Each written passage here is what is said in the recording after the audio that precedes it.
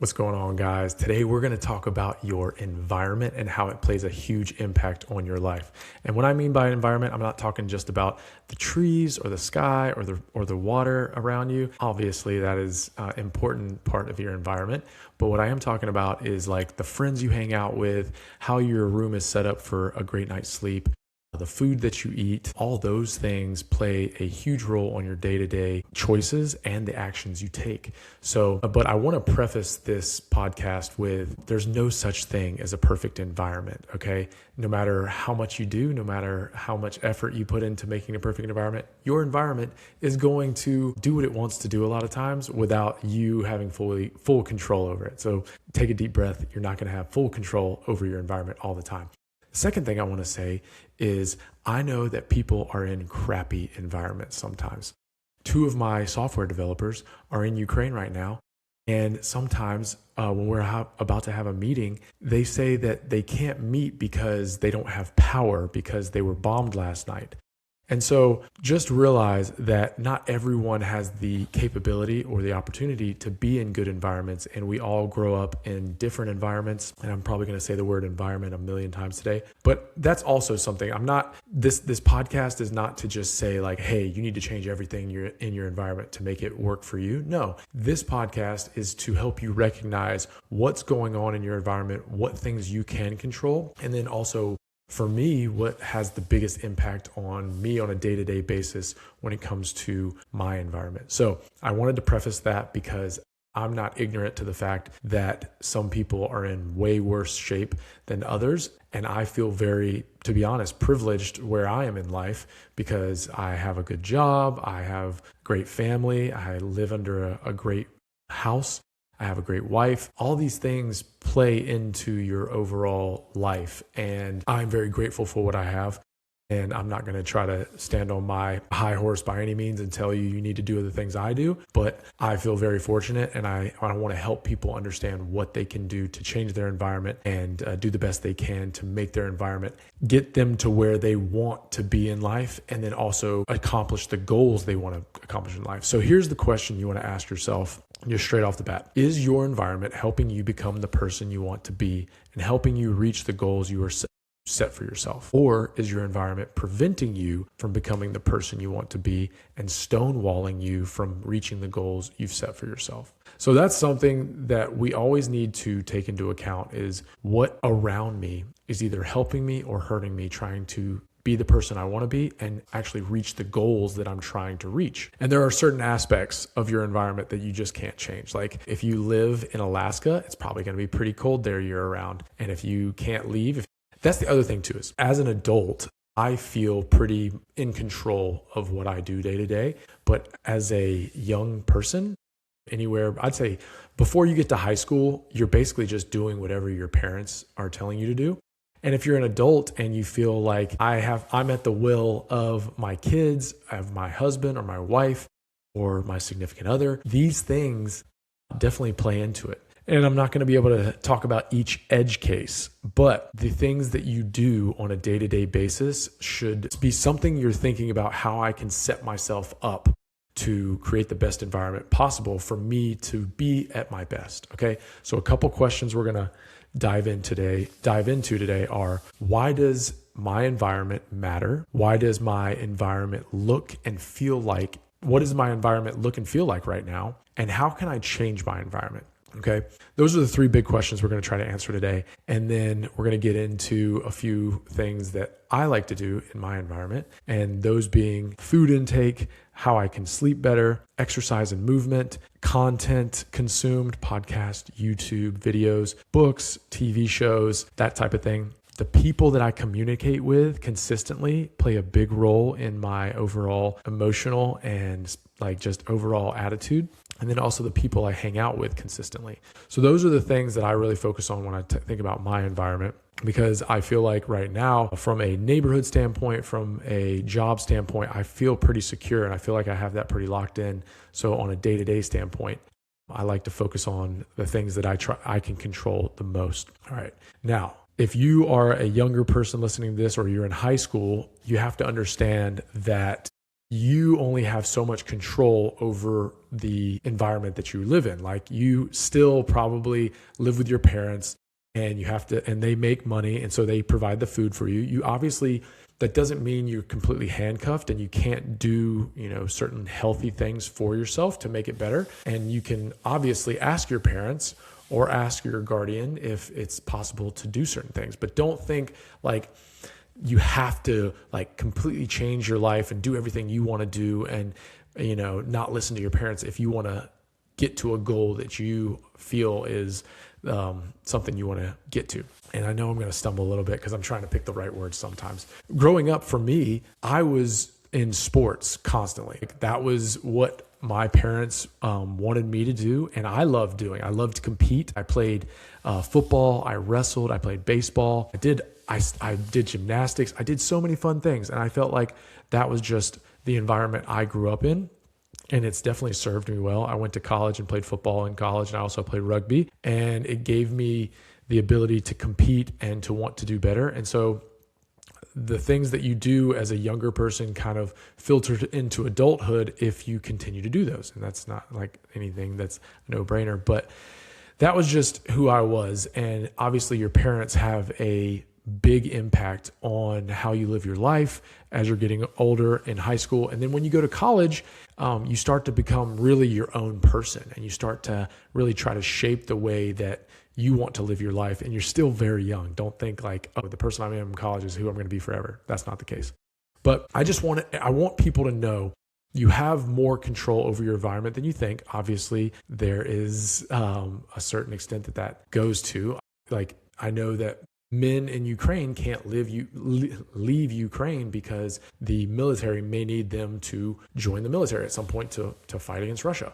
And so that's just like an extreme example, but like, I know that not everyone has complete control over your environment, but we can pick certain things that we can have control over and try to focus on those things, because when we pick things that we can have control over, it makes us very calm and think that we have a lot of confidence that we can do that. So why does your environment matter? And this is why I wanted to get into this in the first place, because there are a lot of people like James Clear, BJ Fogg, Andrew Huberman, Charles Duhigg, Peter Attia, and Lisa Feldman Barrett that really harp on environment and how it plays a significant role in the actions we take every day and our mindset, our emotional and spiritual stability, and all these things. So I'm going to read this really quick. Stick with me. Here we go. Why does your environment matter? Your environment isn't just the physical space around you. It's the total ecosystem that shapes your thoughts, behaviors, standards, and energy every single day. It includes your home, bedroom, living room,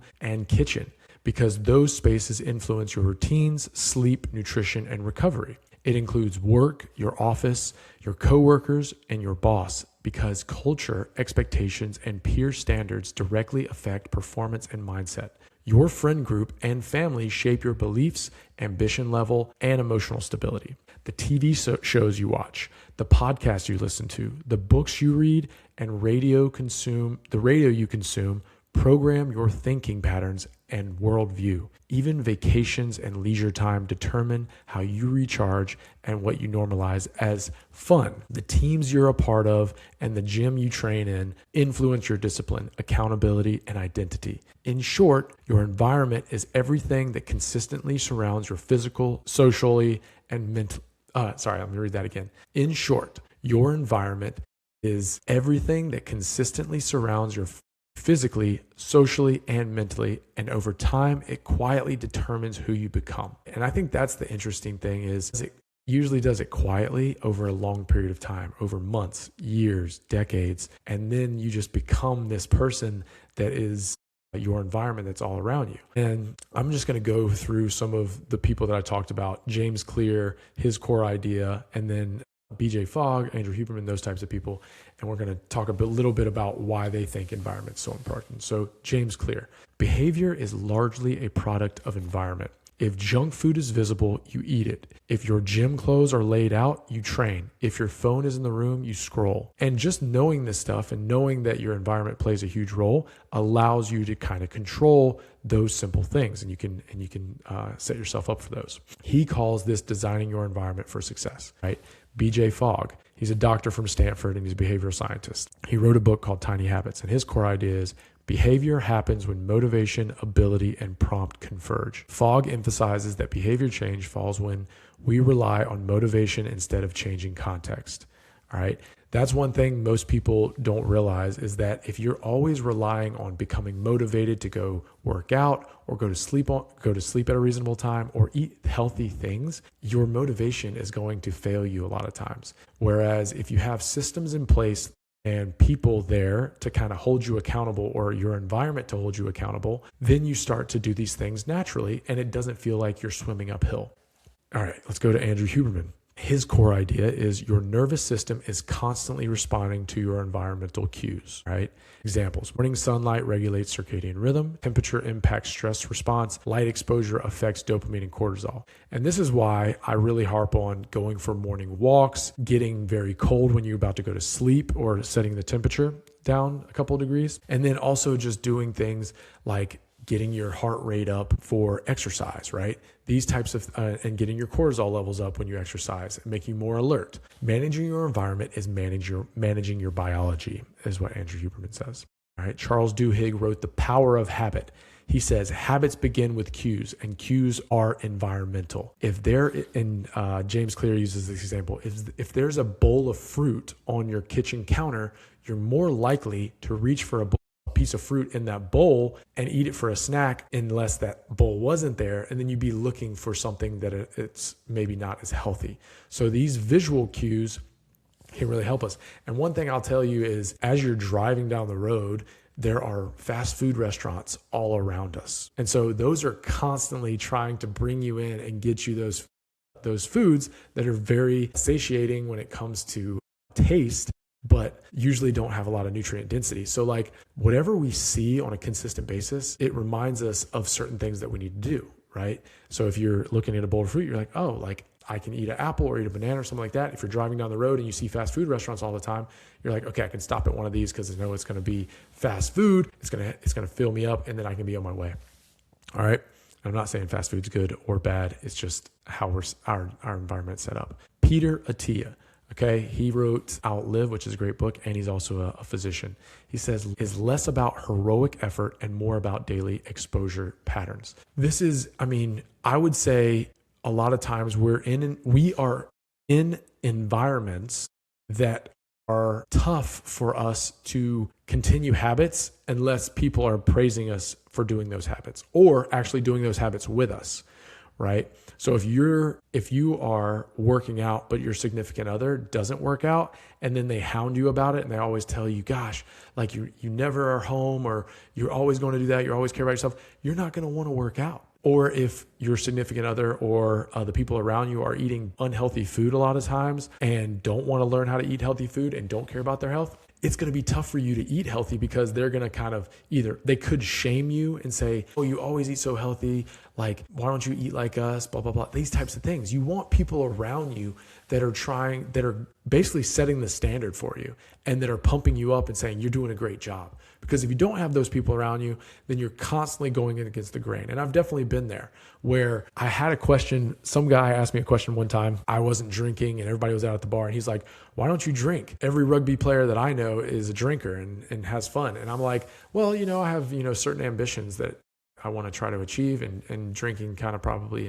impairs that. He's like, you're like the only rugby player I know that doesn't drink. And so like that type of negative talk to me is definitely something where I've heard it before, but for somebody else might be like, man, like I'm such an outsider. I'm a black sheep. And it's just, I've dealt with that my whole life in a lot of things. So it doesn't really hit me that hard, but it definitely makes me think, gosh, like, am I, overdoing it? Do I need to just be more like those people? Thankfully, or, for better or for worse, I get migraines, really bad migraines a lot of times if I don't eat a healthy diet and I don't get sleep and all these other things. And so that honestly pushes me to eat healthy, get sleep, work out, and do all that stuff, instead of just listening to people tell me how I need to live my life sometimes, right? All right. And Lisa Feldman Barrett, this is the last one. She says, your brain constructs emotions based on predictions influenced by your environment. So we look around our environment and we try to understand how how we can best manipulate the environment around us so that it makes us feel good emotionally. If someone doesn't want you to go work out or doesn't want you to eat healthy and you want them to be happy with you, it's going to be tougher for you to want to go work out or want to eat healthy because you want to be in an environment that feels safe. You want people to want you to succeed. And if they only want you to succeed when you're doing the things they want you to do, that's kind of sucks. And it's not great. So I wanted to talk about that because those people, they've written a lot of good books and they know how your environment just plays such a big role in the things that you do. So it goes to show you that you need to get around people and be in environments that are really helping you push you in the direction that is going to help you reach your goals. All right, now what does your environment look like and what does it feel like right now? And these are the questions that you should be asking yourself, or at least I ask myself when it comes to the certain things I talked to before. Okay, are you eating healthy food that makes you feel good? Not just in the moment, but over a long period of time. Like, are you eating healthy food over a long period of time? Is the food that you're eating nourishing to your body and your soul? All right. And there's a little example I want to bring in is if you've ever seen the movie Killers of the Flower Moon, there's a portion of it, spoiler alert, where Leonardo DiCaprio is giving his wife medicine that's like killing her. And that's kind of how I look at. It's not that extreme in real life, but she's taking this medicine because she believes her husband is giving her the right medicine to make her feel better. And then come to find out, he was giving her medicine that was killing her. And I can't remember exactly what the medicine was, but she was basically a diabetic. And the medicine he was giving her was killing her. Now, bring that to like real life, some people want to give you food that is just going to be mouth pleasuring. It's pancakes, cakes, sweets, it's fried food. All these things kind of make us happy in the moment and you feel like somebody's taking care of you because they care about you. But over the long term, that stuff's going to like really eat away at your biological healthy. Okay. Whereas you want to be able to understand like what things are healthy for me and may not make me the super happiest in the moment, but are going to be healthy for me over the long term. And you want to be around people that want that for you. The Killers of the Flower Moon was a little extreme, but it made me think of that. Are you getting enough sleep at night? Do you feel energized during the day? That's a question you need to ask yourself. And how are you constructing your environment to get better sleep? Have you designed a workout program and schedule that allows you to exercise and move consistently? Everyone has a million things going on in their lives. Everyone, no matter who you are. Even kids have a million things, they don't even realize it. But adults usually like to use the excuse, I have too much going on. Whereas the idea should be, I need to be able to fit movement and exercise into the things I'm doing, even if I have a million things going on. Okay, that should be the outlook. Now, I know I'm thinking back to people like in Ukraine where it's like, I'm just trying to survive.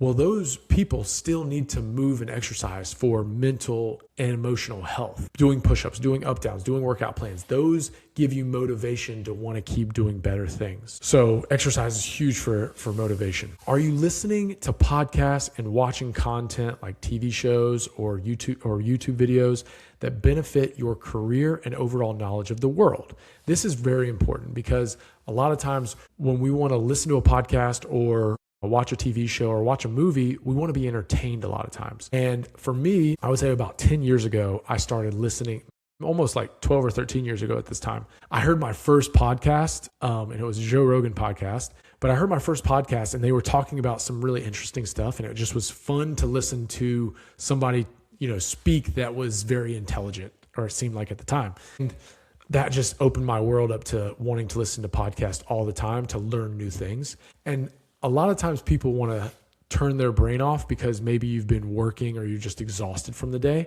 But listening to books, watching TV shows that are going to be beneficial for your life, and listening to podcasts are super important because that is feeding your brain information that you're going to be taking subconsciously and consciously that you don't even realize are shaping your mental view on the world. All right. So just be aware of that. Are the people you communicate with positive and uplifting? Are they negative and put you down? Can you trust the things they say? Do the people you hang out with most resemble a role model you look up to or want to learn from? Do they do things that make you proud to be their friend? Now, I know that you're not going to always be around people that are upstanding citizens, and you're not going to be around people that are, the perfect role model, which is why, once again, I love listening to podcasts and reading books and all these things that you don't have to be around those people all the time in order to get their message. But on a consistent basis, like, you want to feel wanted in your environment when it comes to social interactions. So the best way to do that is to find friends that you look up to and also have a lot in common with. And then you don't have to feel like you're always an outsider, and you can bond with them more. And that's like almost like a no-brainer. But I've tried to do that in my life. I've tried to, a lot of people that I talk to on a consistent basis may not live in my, specific area. But the people that I want to learn more from, I try to hang out with more. All right. So we talked about why your environment's important. We talked about what kind of questions you need to ask yourself to understand your environment, how it makes you feel. Now let's talk about how you can change your environment. You can make big changes and you can make small changes. Big changes that I've made in my life is I went to the Air Force Academy. I grew up in North Carolina, or I grew up in the Southeast. I went to high school in North Carolina, small town. And then I went to a school out in Colorado to play football at the Air Force Academy. And at the time, I knew it was a big step in my life, and it's moving far away from home. It's joining the military, all these things. And that's a big change. But you don't always have to make big changes in your life to basically feel like you're changing your environment. Okay, but I wanted to recognize that you can make some big changes in your life, and that's up to you if you want to make those big changes. In 2019, I got out of the active duty Air Force and went into the wellness industry. And then in 2021, I actually started doing fly bodies full time after working at a company for about 2 years. And that was a big step for me. With all these big steps, there are little things that you do leading up to that, but like there are some like lines in the sand where you're like, man, this is a big moment. All right. And I'm sure a lot of people have those big moments in life where you make big change. I decided to stay in California whenever I did get out of the Air Force instead of moving. One of the other big decisions I made in my life is I went back to North Carolina to help my dad for basically 5 months for one of the years that he was finishing up his football career as a coach. I got married this past year. These are big changes. These are big changes you can make in your life that have a huge impact on your environment. And there's good things that come out of them and things that aren't so great that come out of them. But overall, I think those were pretty big positive changes. I didn't talk about any negative ones, but maybe in a later podcast. Small changes you can make that can have a big impact over a long period of time. Cleaning your workspace at home or at your office. I just cleaned my desk because I'm going to talk about a little bit about why your desk and your workspace matter so much, because it actually keeps you a clear mind to work a little better from research. Cleaning your car, keeping a clean car. I don't always, do this, and I know my car can get a little dirty sometimes. Consistently cleaning your car can also have an effect on you if you're in your car a lot. I know some people are like, I don't care about my car being clean, and some people are like, my car never gets dirty, so I don't have to worry about that. Totally get that. And these are small changes. These aren't huge changes, but they can have a big impact on your life over time. Like I said, working in the community room of my apartment complex versus my apartment. So I'm going to give you this example because where you work definitely matters. If you're in high school, going to the library versus like trying to do stuff around people, or working at home versus going into the office, these definitely have major impacts on your productivity. And for me, when I was living in an apartment that had a community center in it or a community room in it, I chose to go down to the community room for the past year, all of 2025 almost, because I got so much more work done down there and I could focus more. And there's some data and research that backs that up that I'll talk about. Burpee Monday is something that I've started this year that has had a big impact on my life, and it definitely gets me prepared for the week. It's doing something really, really tough at the beginning of the week to get you prepared. Building FlyFit with a developer, okay? Another small change over a long period of time. And I know some people can really relate to this of like, hey, it took me a really long time to build this, but it was little small changes over a long period of time, over 5, 6, 10 years that really made the biggest impact on my life. And FlyFit, the mobile app, was not anywhere near it is today. And it's taken about, I think, almost 3 years to get there. Yeah, it's been 3 years at this point to get to the place we are today where FlyFit is. And if you would have told me like, oh, it's going to take you 3 years to actually get to a point where like you feel really comfortable getting people on the app, I'd have been like, that's going to take a long time. That's going to be so hard. From a positive changes standpoint, we're talking about health and wellness too in this. Things just take a long time. So like having a water bottle with you over a year, 2 years, 3 years, 5 years, and having a water bottle with you constantly keeps you hydrated. It's going to make a big difference on the decisions you make, which you don't even realize, of being hydrated and just having more energy and that type of thing. All right. I'm going to stop there. And then I want to go into a little bit of the research that says why these things make sense. So key research findings on noise and learning. Indoor and classroom noise impairs performance. Research has shown that ambient noise and reverberation in classrooms are associated with poorer performance on verbal tasks such as reading and memory. Children in noisier settings often score lower on reading comprehension and other language-based tasks than peers in quieter classrooms. And I heard this on a podcast one time, and it really made me think of how important it is to be in an environment where it is, not much noise is going on. You can really have your thoughts and not have to worry about a lot of noise, because this research shows that you're not able to learn as well in noisier environments. So I know some people are like, I can't be I'm always in noisy environments, all these things.